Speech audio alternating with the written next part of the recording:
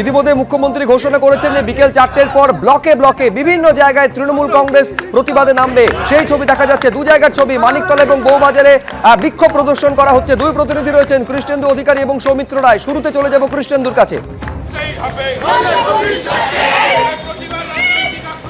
দেখো, আজকে যে নাটকীয় পরিস্থিতি, নজিরবিহীন সংঘাত এবং তারই জেরে আজকে তৃণমূল কংগ্রেস রাস্তায় নেমেছেন। মানিকতলা এবং দীনেন্দ্র স্ট্রিটের সংযোগস্থল থেকে এই মিছিল তৃণমূল কংগ্রেসের তরফ থেকে হচ্ছে। কুণাল ঘোষ আছেন, অয়ন চক্রবর্তী কাউন্সিলর আছেন এবং প্রচুর তৃণমূলের কর্মী সমর্থক আছেন। যে পোস্টার কুণাল ঘোষের হাতে আছে সেটা দেখতে পাচ্ছি আমরা, ইডি সিবিআই এর কালো হাত ভেঙে দাও, গুড়িয়ে দাও। আপনি বলছেন ইডি সিবিআই এর কালো হাত ভেঙে দাও, গুড়িয়ে দাও, কিন্তু ইডির তরফ থেকে দাবি করা হচ্ছে যে এই মামলায় কোনো স্টে নেই। তারপরেও সমস্ত রকম ভাবে চেষ্টা করেও যখন এরা বুঝে গেছে বিজেপি হারতে চলেছে, তখন নির্বাচন কমিশনকে ব্যবহার করে তারা এখানে ভোট চুরি করার চেষ্টা করেছিল এই এসআইআর এর নামে। সেই ভোট চুরি যখন তৃণমূল আটকে দিচ্ছে, তখন তথ্য চুরি করতে নামিয়েছে, তথ্য চুরি।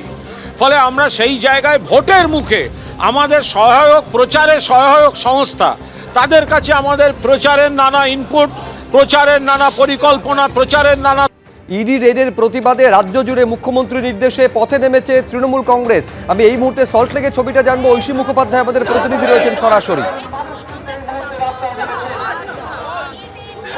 একেবারে দেখো, আইপ্যাকের অফিস এবং তার সঙ্গে প্রত্যেক জনের বাড়িতে যেভাবে ইডি হামলা চালিয়েছে বলে তৃণমূলের অভিযোগ, সেই পরিপ্রেক্ষিতেই কিন্তু দেখা যাচ্ছে যে প্রতিহিংসামূলক রাজনীতির অভিযোগ তুলে এই মুহূর্তে তৃণমূল কংগ্রেসের কর্মী সমর্থকেরা তারা সল্টলেকে বিক্ষোভ মিছিল করছেন এবং সেখান থেকেই যে বার্তা তুলে ধরছেন যে যেভাবে নির্বাচনের আগে প্রতিহিংসার রাজনীতি করার জন্য ইডি সিবিআইকে কাজে লাগানো হচ্ছে, সেই বিষয়ে কিন্তু তারা প্রতিবাদ সংগঠিত করছেন।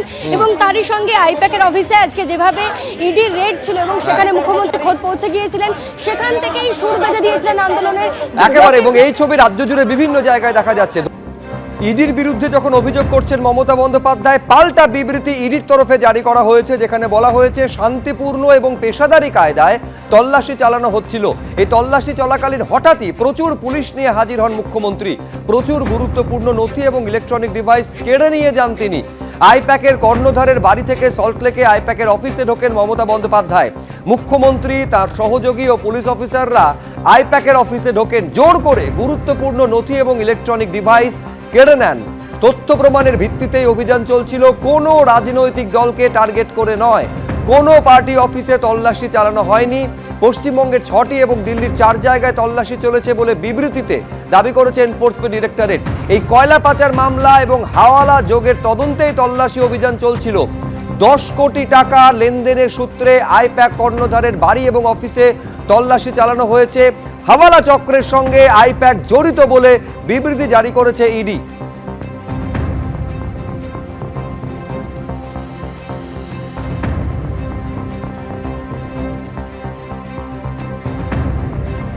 যে সমস্ত ল্যাপটপ, ফোন, নির্বাচনী কৌশল, এসআইআর এর কাজ সংক্রান্ত যে নথি রয়েছে তা বাজেয়াপ্ত করেছে এনফোর্সমেন্ট ডিরেক্টরেট। আমরা নথিভুক্ত রাজনৈতিক দল, আমরা তো আয়কর দিই। নতুন করে সব কাগজ তৈরি করতে গেলে তো নির্বাচনটাই পেরিয়ে যাবে। কি বলেছেন মুখ্যমন্ত্রী দেখুন।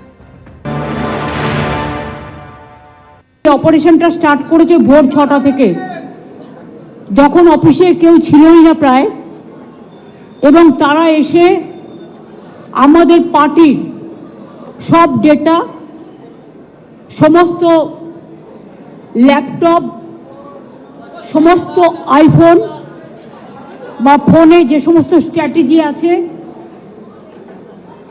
ইলেকশনের, ইনক্লুডিং এসআইআর, আমাদের কাজ চলছে মানুষকে সাহায্য করবার জন্য, সেগুলো সব ওরা ফরেন্সিক টিম নিয়ে এসে সকাল থেকে ট্রান্সফার করেছে। আমি মনে করি এটা ক্রাইম। একটা পার্টি অফিসের, এটা প্রাইভেট অর্গানাইজেশন নয়। আপনারা সবাই জানেন আইপ্যাক আমাদের অল ইন্ডিয়া তৃণমূল কংগ্রেসের,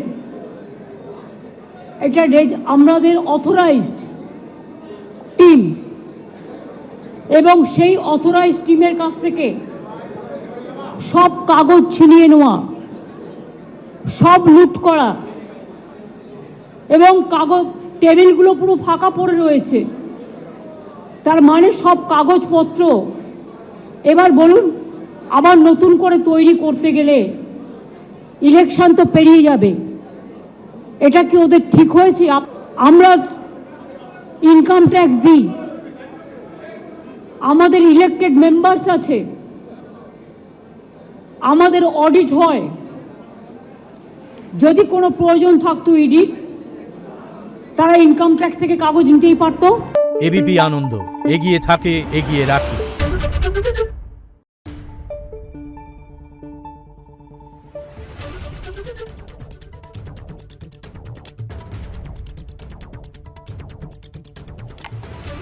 Thank you.